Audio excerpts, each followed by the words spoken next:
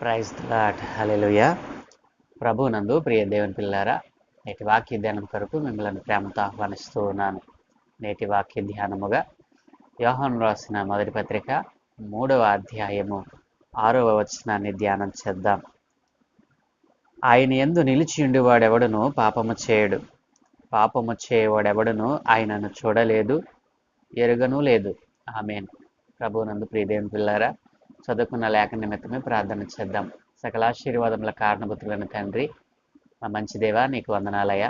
ఈ ఉదయకాలమున మీరు మాకు ఇచ్చిన ఈ మంచి సమయాన్ని బట్టి నీకు వందనాలు తండ్రి. ఈరోజు మేము ధ్యానం చేయడానికి మేము చదువుకున్న ఈ లేఖన భాగాన్ని మా కొరకు దీవించండి. ఈ లేఖన భాగంలో నుండి కొన్ని ఆత్మీయ పాఠాలు నేర్చుకోవడానికి కృప చూపమని యేసునామమున ప్రార్థించి వేడుకుంటూ ఉన్నాను తండ్రి. ఆమేన్. ప్రభువునందు ప్రియ దేవుని పిల్లలారా, దేవుడు ప్రేమ స్వరూపి ఉన్నాడు. ఆయన అనంత ప్రేమలో ఈ రోజున మనము సమకూర్చబడి ఈ రీతిగా సజీవముగా ఉన్నాం. దేవుని యొక్క అనంత ప్రేమ, అనంత కృపలో మనము పాత్రురాలము అయ్యాము. కాబట్టే ఈ రోజున ఈ క్షణము వరకు మనము సజీవులుగా ఉన్నాము. ఇది దేవుని పిల్లలారా, ఈరోజు దేవుని లేఖనం సెలవిస్తూ ఉంది, ఆయన యందు నిలిచియుండువాడు ఎవడును పాపము చేయడు. ఈ రోజున సమస్త మానవాళిని మనం పరిశీలన చేసినట్లయితే ఎవరిని తీసుకున్నా, ఏ మనిషిని తీసుకున్నా పాపంలో కానీ లేదా క్రీస్తులో కానీ ఉన్నట్లుగా మనం చూడవచ్చు. కొందరు క్రీస్తులో ఉన్నారు, కొందరు పాపములో ఉన్నారు. మరికొందరైతే క్రీస్తులోనూ పాపములోనూ కొనసాగుతూ ఉన్నారు. ఈ రోజున ప్రభు మనల్ని అడుగుతూ ఉన్నాడు, నీవు క్రీస్తులో ఉన్నావా, పాపములో ఉన్నావా? దేవుడు ఈ రోజున ఈ ప్రశ్న మనల్ని అడిగితే నీవేం సమాధానం చెప్పగలవు? ఈ రోజున ఏ మనిషిని చూసినా దేవునిలో ఉన్నట్టు కనపడతా ఉన్నాడు, కానీ తన అంతరంగములో దేవుని కలిగి ఉండకపోవడమే దీనికి ప్రధానమైన కారణం. అంతరంగ జీవితము దేవునికి దూరముగా ఉంటూ ఉన్నది. అంతరంగ జీవితము పాడైపోతా ఉన్నది. ఏ మనిషిని తీసుకున్నా పాపములో కొనసాగుతూ ఉన్నాడు.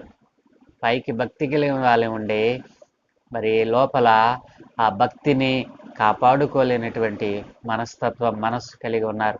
ఈ రోజున మనస్సులు చెడిపోయి ఆత్మను ఆర్పివేసుకొని ఈ రోజున ప్రభువు యందు నిలిచి ఉండక తప్పిపోతున్న వారు అనేక మంది ఉన్నారు. ఈ రోజున దేవుని లేఖనం సెలవిస్తూ ఉంది, ఆయన యందు నిలిచి ఉన్నవాడు, దేవునిలో నిలిచి ఉన్నటువంటి వాడు పాపము చేయడు, పాపము చేయలేడు. ప్రియ దేవుని పిల్లలారా, పాపంలో ఉన్నవారు పాపాన్ని తమ జీవితాల్లో అభ్యసిస్తూ ఉంటారు. పాపంలో ఉన్నవాడు మనకిట్టే కనపడతా ఉంటాడు. తన మాట పాపయుక్తమైనటువంటి స్వభావాన్ని బయటకు తెస్తుంది. కాబట్టి లోపల ఎవరిలో అయితే పాపం ఉంటుందో వారు పాప కార్యములను అభ్యసిస్తారు, కానీ పాపాన్ని తీసివేసేటువంటి సత్యవాక్యాన్ని వారు కలిగి ఉండరు. ప్రియ దేవుని పిల్లారా, ఈ రోజున ఆయన యందు నిలిచి ఉన్నావా? నీలో పాపము లేదు అని నిరూపించుకోవడానికి నీలో ఉన్నటువంటి ఆ యొక్క క్రియలేమిటి? నీవు దేవునిలో నిలిచి ఉండావు అనటానికి నీలో ఏమైనా మంచి గుణాలు, మంచి లక్షణాలు నీలో ఉన్నాయా? ఈ రోజున నీవు కూడా క్రీస్తులో ఉన్నాననుకుని పాపములో ఉన్నావేమో. ఈ రోజున నిన్ను పరిశీలన చేసుకోమని లేఖనం సెలవిస్తూ ఉంది. అందుకే దేవుడు అంటున్నాడు కదా, ఆయన యందు నిలిచి ఉన్నవాడెవడును పాపము చేయడు. ఒకవేళ ఆయనలో నిలిచి ఉన్నానని చెప్పి పాపములో ఉన్నటువంటి నీవు, నేను దేవుణ్ణి చూశానని చెప్పడం కానీ, దేవుణ్ణి ఎరుగను దేవుణ్ణి ఎరిగిన వాడను అని చెప్పటం కానీ చేస్తున్నావంటే నీవు ఎంత ప్రమాదంలో ఉన్నావో. దేవుని పిల్లలారా, ఆలోచన చేయండి. దేవుని లేఖనము నిరర్ధకం కానేరదు. కాబట్టి ఈ రోజున పాపములో నీవు జీవిస్తూ క్రీస్తును కలిగి ఉన్నావని ఇతరులకు ఎలా చెప్పగలం? అది చెప్పడానికి నీకు అధికారం లేదు కదూ. కాబట్టి నీవు మొదట క్రీస్తులో నిలిచి ఉండి, నీవు పాపమును ద్వేషించి పాపమును విడిచిపెట్టి ఆయనలో నిలిచి ఉన్నట్లయితే ఆయనని నీవు చూసినట్లుగా ప్రజలు నమ్ముతారు. ఆయన్ని ఎరిగినట్లుగా నీ క్రియలు ఆయనని గురించి సాక్ష్యం ఇస్తాయి. కాబట్టి ఈ రోజున నీ జీవితము మరి యేసు క్రీస్తు ప్రభుల వారి యొక్క గుణ లక్షణాలను కలిగి ఉండకుండా, యేసు క్రీస్తు ప్రభుల వారు మనకిచ్చినటువంటి ఆ చిన్న ఆజ్ఞలను కూడా మనం పాటించకుండా, మరి మన సహోదరుని పట్ల ప్రేమ చూపలేని వాడిగా మనం ఉన్నప్పుడు మనం ఆయనలో ఎలా నిలిచి ఉన్నవారమని అనుకుంటాం. కాబట్టి ప్రియ దేవుని పిల్లలారా, ఆయనలో నిలిచి ఉన్నవాడెవడును పాపము చేయడు.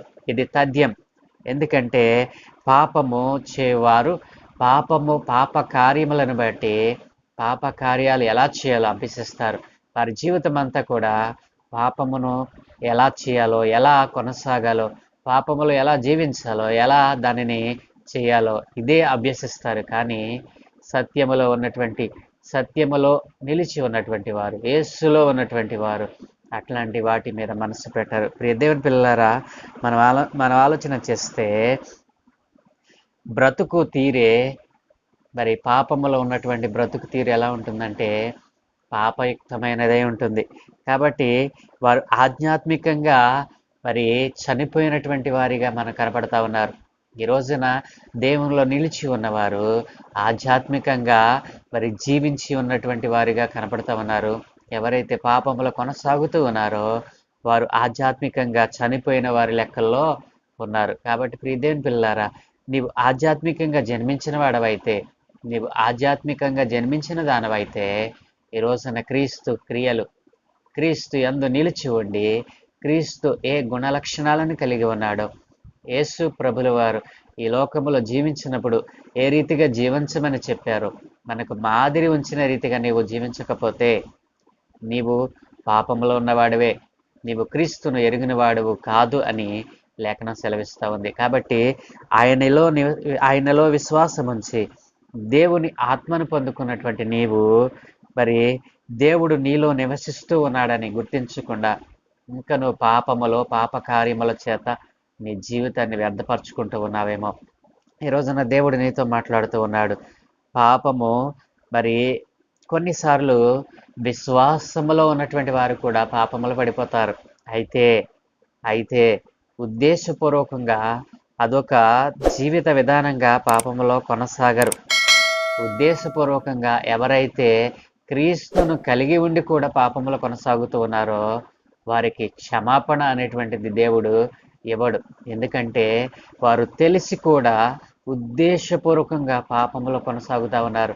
క్రీస్తునందు నిలిచి ఉండి కూడా పాపములో కొనసాగుతూ ఉన్నారు.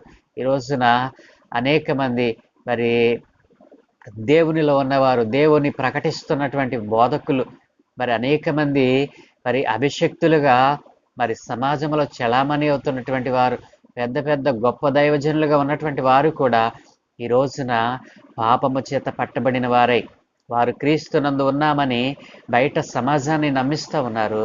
ఈ రోజున లోపల వారు క్రూరమైనటువంటి వ్యభిచార కూపములో దిగిపోయి ఉన్నారు. వారు భయంకరమైనటువంటి పాపములో కొనసాగుతూ ఉన్నారు. బయటికి వస్తే మరి బలమైనటువంటి దేవుని వాక్యాన్ని ప్రకటించేవారుగా కనపడతా ఉన్నారు.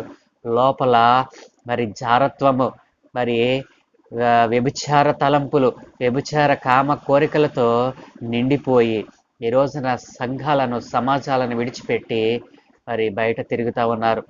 ఇట్లాంటి వారు మరి దేవునిని ఎరిగిన వారిని మనం ఎట్లా నమ్మగలం? వీరిలో పరిశుద్ధాత్మ కార్యములు, మరి పరిశుద్ధాత్మ నివాసం చేస్తున్నాడని ఎట్లా నమ్మగలం? ఈ రోజున మరి అభిషేకము కలిగిన వారు ఈ రీతిగా ప్రవర్తిస్తూ ఉంటే మరి సంఘములో, సమాజములో వారు పెద్దలుగా, గొప్పవారుగా కొనియాడబడుతూ ఉంటే దేవుడు చూస్తూ ఊరుకుంటాడా? దేవుడు తగిన సమయమందు వారికి తీర్పు తీర్చబోతా ఉన్నాడు. కాబట్టి నా ప్రియ సహోదరుడా, ఈ రోజున దేవుని యందు నిలిచి ఉన్నావని నీవు అనుకుంటున్నావా? నీవు పాపము చేయని వానిగా మరి పాపము నీ హృదయములో ఉంచుకొనకుండా ఆయన యందు నిలిచి ఉండు. అప్పుడే నీవు ఆయనను ఎరిగిన వాడివిగా మరి ఆయనను చూచిన వాడిగా ప్రజలు నిన్ను మరి అంగీకరిస్తారు. నీవు దేవుని ఎరగకుండా, దేవునిని చూడకుండా ఆయనలో నిలిచి ఉన్నానని చెప్పి నీవు ఒకవేళ భ్రమలో ఉన్నావేమో. నీ భ్రమ నుండి నీవు తప్పిపోయి, నీ భ్రమ నుండి నీవు విడిచిపెట్టి ఈ రోజున దేవుని లేఖనం సెలవిస్తూ ఉంది, ఆయనను ఎరిగిన వాడు ఆయన యందు నిలిచి ఉంటాడు. ఆయన యందు నిలిచి ఉండేవాడు ఎవడును కూడా పాపము చేయడు. మరి పాపము చేయవాడు ఎవడను ఆయనను చూడడు, చూడలేడు కూడా. దేవుని పిల్లలు కాబట్టి పాపమును విడిచిపెట్టి సజీవుడైన దేవునిని ఇందు నిలిచి ఉండమని దేవుని లేఖనం సెలవిస్తూ ఉంది. కాబట్టి ప్రియ దేవుని పిల్లలారా, ఈ రోజున నీవు క్రీస్తును ఎరిగి కూడా పాపములో ఉన్నావేమో. నువ్వు పరిశీలన చేసుకో. నీవు పాపములో ఉంటే నిత్య నరకము మరి నీ కొరకే సిద్ధపరచబడి ఉంది. కాబట్టి నీవు ఆయన యందు నిలిచి ఉండాలని, ఆయనలో నిలిచి ఉన్న నీవు పాపము చేయకుండా నీ జీవితాన్ని కాపాడుకోవాలని, ఒకవేళ నీకు తెలియకనే ఒకవేళ ఏదైనా చిన్న పాపము, మరి ఏదైనా ఒక పాపములో నీవు కూరుకుపోయి ఉంటే ఆయన పాదాల చింత మోకరించి ప్రార్థిస్తే నీ పాపాలను క్షమించడానికి ఆయన ఇష్టపడతా ఉన్నాడు. కాబట్టి క్షమించరాని పాపము, మరణకరమైన పాపము కలదు, మరణకరము కాని పాపము కలదు. కాబట్టి ప్రియదేవుని పిల్లలారా, అలా అని చెప్పి మరణకరము కాని పాపములు చేస్తూ దేవునిని ఆయాస పెట్టేవారుగా ఉంటే గనక అలాగున కూడా నీవు తీర్పులోనికి వెళతావు. కాబట్టి మరణకరమైన పాపము కలదు, మరణకరము కాని పాపము కలదు, రెండూ ఉన్నాయి. అయినప్పటికీ కూడా నీవు దేనిలో నిలిచి ఉండాలో తెలుసా? యేసులో నిలిచి ఉండాలి.